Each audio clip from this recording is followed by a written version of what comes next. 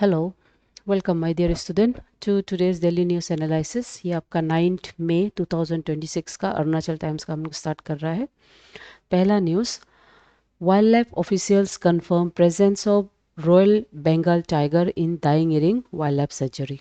ठीक है, तो ये जो Daying Ering wildlife sanctuary में ए रीसेंट फोटोग्राफिक ट्रैप हुआ है by the technical which was supported by Ashok trust for the research in ecology and environment. इसको हम A3 बोलेगा। ठीक है, सो यहाँ पे एक कैमरा के थ्रू फोटोग्राफ लेके एक टाइगर को कंफर्म किया है और ये टाइगर लास्ट इसका जो कंफर्मेशन था 2005 में हुआ है।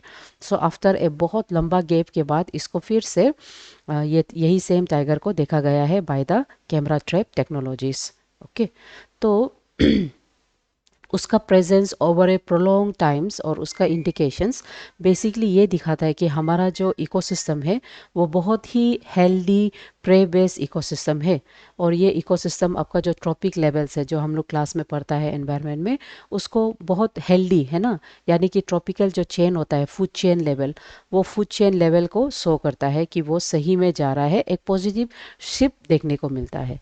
ठीक है, तो एग्ज़ाम के लिए कभी कभी once in a while sometimes questions comes कि ये जो बंगाल टाइगर है, रॉयल बंगाल टाइगर, उसको कौन सा लिस्ट में रखा जाता है in wildlife protection act के अंदर में।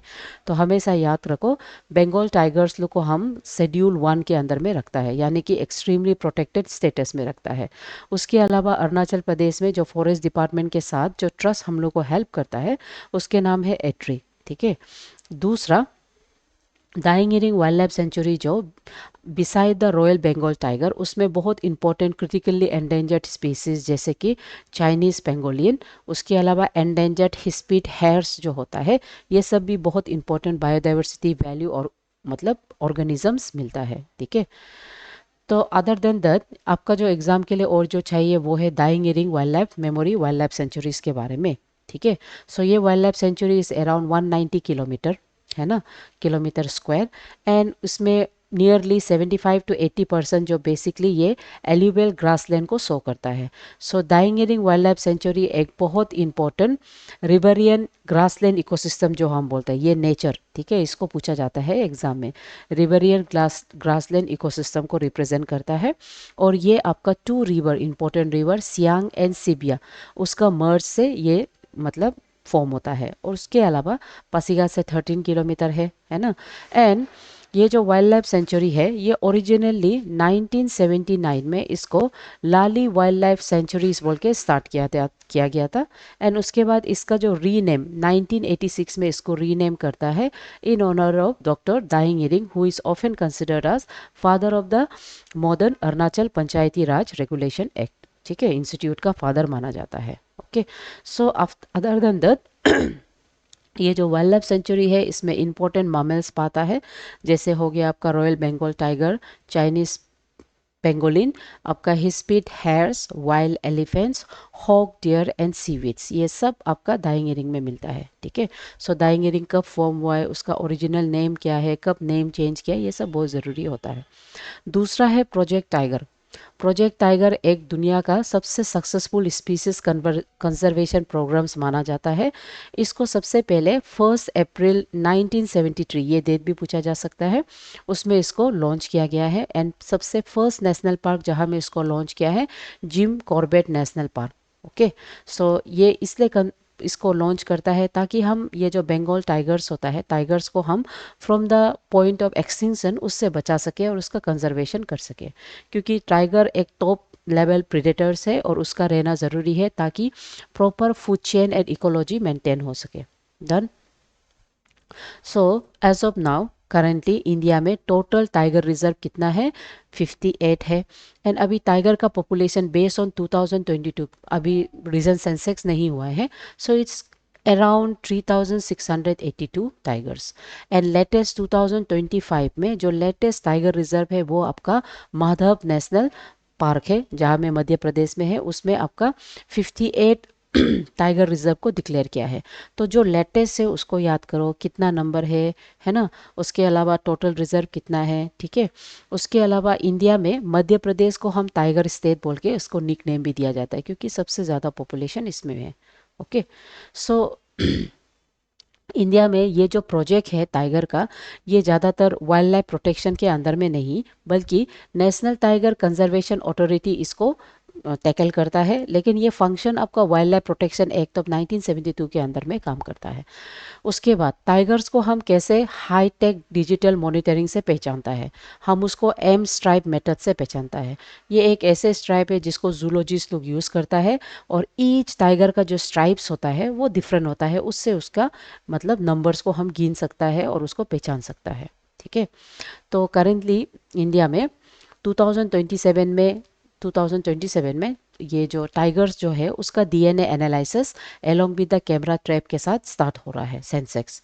उसके बाद what are the challenges, maximum challenges for the preservation of the tiger, वो ज़्यादातर एंथ्रोपोजेनेटिक होता है, यानी कि ह्यूमन का इंटरवेंशन के वजह से, जैसे हैबिटेट फ्रेगमेंटेशन हो गया, हाईवे बनता है, रास्ता बनता है ना। उसके अलावा ह्यूमन और वाइल्ड लाइफ का कॉन्फ्लिक्ट्स होता है, पोर्चरिंग का जो इश्यूज होता है, ये सब के वजह से इसका पॉपुलेशन में हैम्पर होता है। डन। उसके बाद Yobin community urges DC to ensure its member are listed under SC categories. So recently आपको पता है योबिन कैटेगरीज ये लोग का इश्यूज को लेके, यानी कि एससी कैटेगरीज को लेके बहुत इश्यू चल रहा है। तो ये जो योबिन कम्युनिटीज़ है ये आपका विजयनगर का चंगलांग में रहता है। ठीक है।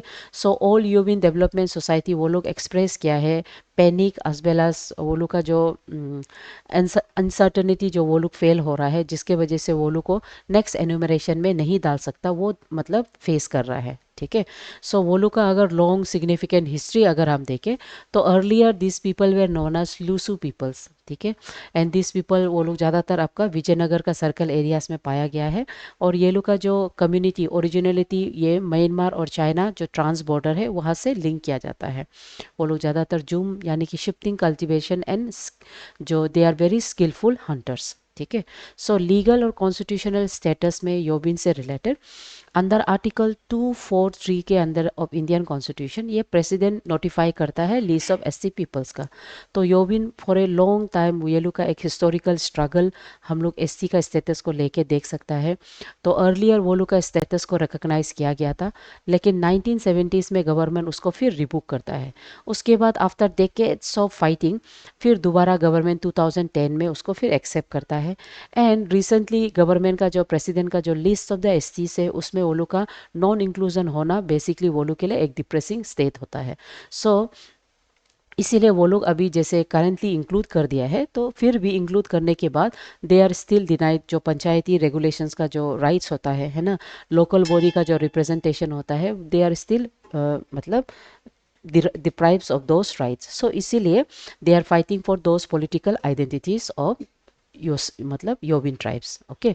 सो ये बार का जो सेंसेक्स होगा ये बहुत इंपॉर्टेंट है, क्योंकि इसके बेस पे वो लोग का limitation on the constitutional rights, political rights and also their economic rights उसके ऊपर में प्लान बनने वाला है। डन। ओके। सो ये इश्यू आपका ऑल यूबिन डेवलपमेंट सोसाइटी जो है वो उसको प्लेस कर रहा है। एंड रिमेंबर आर्टिकल 342 इसको याद कर लो। ठीक है। ये एक प्रोसीडियर है जहाँ में शेड्यूल ट्राइब्स को स्पेसिफिकेशन मतलब उसको रजिस्टर करने का प्रोसेस से आता है। एंड उसके अलावा रजिस्ट्रार जनरल ऑफ इंडिया वो होता है जो किसी ट्राइब्स को ट्राइबल एसटी शेड्यूल ट्राइब्स बोल के वो कैरेक्टर को वो मार्क करता है और उसको नोटिफाई करता है। Okay. Next, Suvendu Adhikari to be Bengal's first BJP chief minister to take out on Saturday. Done. So एक बहुत ही पॉलिटिकल माइलस्टोन वेस्ट बंगाल में हम लोग को देखने को मिल रहा है।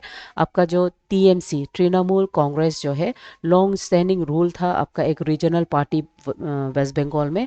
तो अभी बीजेपी करेंटली एक डिसिसिव मेजोरिटी के साथ अराउंड 207 सीट जीत के वो लोग एक नया सेंट्रल पार्टी वेस्ट बंगाल में फॉर्म कर रहा है। तो इसमें और टेकिंग सेरेमनी ये सैटरडे को यानी कि आज का जो दिन है वो आपका ब्रिगेड पैरेड जो काउंसिल ग्राउंड है वहाँ पे होने वाला है। साथ ही साथ ये जो ट्रांसिशन ऑफ द पावर है इसको in the presence of the governor of the state R N Ravi के अंदर में राजभवन में किया जा रहा है। ठीक है। सो इसका जो इश्यू है आप लोग ऑलरेडी देख रहा है, ऑन गोइंग जो आउट गोइंग जो चीफ मिनिस्टर है, सी हैज़ रिफ्यूज टू रिसाइन, है ना। तो अभी इसमें हम क्या क्या कॉन्स्टिट्यूशनल आर्टिकल्स इसके अंदर में आता है जो एग्ज़ाम के लिए ज़रूरी हो सकता है, हम उसको देखेगा। ठीक है। सो आर्टिकल 1742 बी, ये गवर्नर को एक स्पेशल पावर देता है कि वो legislative assembly of the state जो है उसको वो डिसॉल्व कर सकता है आफ्टर इलेक्शन। ठीक है। उसके अलावा आर्टिकल 164, ये गवर्नर को वो पावर देता है कि वो चीफ मिनिस्टर को अपॉइंट करे from the majority group. Majority जो पार्टी मेजोरिटी होता है उसमें से किसी एक आदमी का नाम जिसको नॉमिनेट करता है गवर्नर, उसको आर्टिकल 164 के अंदर में एक्सेप्ट करता है। ठीक है। उसके अलावा दूसरा है जो इम्पोर्टेंट है, सिंस इलेक्शन पड़ रहा है तो आप शेड्यूल 10 जिसको हम एंटी डिफेक्शन बिल बोलता है, एक्ट बोलता है, उसको जानना ज़रूरी है। ये एक ऐसा लॉ है जहाँ पे आप जीतने के बाद कोई भी पॉलिटिकल पार्टी एक से दूसरा पार्टी अब नहीं जा सकता है। ठीक है। सो ये बेसिकली इसका कहानी तो आयाराम और गयाराम जो उत्तर प्रदेश में इलेक्शन हुआ था उसके वजह से 1950s में ये लॉ को लेके आता है। ठीक है ना। डन। सो ये जो एक फेडरलिज्म कैरेक्टर्स को रिसेंटली शो कर रहा है, क्योंकि बहुत समय तक एक रीजनल पार्टी रूल करके रहा था आपका वेस्ट बंगाल को, तो अभी एक सेंट्रल लेड पार्टी यहाँ पे एक सिग्निफिकेंट गवर्नमेंट बनाने वाला है। So it shows a Indian का एक characteristic features of their preamble as a competitive federalism. ठीक है। और साथ ही साथ ये जो रोल ऑफ गवर्नर के बारे में भी मेंशन करता है। डन। सो सबसे पहले एमसीक्यूज में, D'Ering memorial wildlife sanctuary recently in the news for the first confirmed sighting of the royal tiger in the 2 decades is primarily what type of ecosystem. याद रखो डाइंगिरिंग एक रेपेरियन ग्रासलैंड इकोसिस्टम है। Okay. और soils बोलने से वो alluvial soils मिलता है उसमें। डन। उसके बाद which article of Indian Constitution empowers the President to specify the list of scheduled tribes for the state? ये होता है आपका आर्टिकल 342 जो अभी हम लोग देखा है ना। उसके बाद Yobin community which recently urge the governor to ensure their inclusion in 2027 census SC category is primarily found in which district of Arunachal Pradesh. वो चांगलांग डिस्ट्रिक्ट में, पहले ओलू का जो नाम था उसको लूसू बोलता था हम लोग, तो अभी योविन बोलता है। ओके। उसके बाद according to Indian constitution which who has the formal authority to appoint chief minister of the state, तो जो मेजोरिटी पार्टी है उसमें से जो लीडर वो लोग चूज करेगा तो उसको गवर्नर ऑफ स्टेट अपॉइंट करेगा। उसके बाद which statutory body is responsible for the overall administration and management of the project tiger in India. ये आपका नेशनल टाइगर कंजर्वेशन अथॉरिटी जो under the regulations of wildlife protection जो act है उसके अंदर में करता है। ओके। नेक्स्ट मेंस लेवल में, पावर ऑफ द गवर्नर, ये क्वेश्चन यूपीएससी में पूछा गया है। ठीक है। यूपीएससी का 2017 में आपको ये क्वेश्चन दिखाई देगा। पावर ऑफ द गवर्नर जो होता है स्पेशली यूनियन टेरिटरीज में as well as union territories जैसे कि दिल्ली, ये एग्जांपल लेके पूछा गया था यूपीएससी। ठीक है। सो इट्स नेसेसरी कि आप उसका पावर एंड फंक्शन के बारे में पढ़ें। Discuss the socio politic challenges. हाँ, सोशियो पोलिटिकल चैलेंजेस स्पेशली ऐसे पीपल का जो ट्रांस बॉर्डर कम्युनिटी से बिलोंग करता है, तो वो लोग का सेंसेक्स कितना ज़रूरी है और कितना ज़रूरी है वो लोग को इंक्लूजन करना। ठीक है। तो ये क्वेश्चन भी पूछा जा सकता है। उसके बाद ये जो एपेक्स प्रेडेटर्स जैसे कि रॉयल बंगाल टाइगर, वो कैसे एक इंडिकेटर है फॉर ए हेल्दी इकोसिस्टम को, यानी कि फूड चेन को, ये भी क्वेश्चन पूछ सकता है एनवायरनमेंट का सेक्शन में। ठीक है। उसके बाद thought of the day, the history of the world is the history of few people who had faith in themselves, Swami Vivekananda. ठीक है। सो पढ़ते रहो। Thank you my dear student.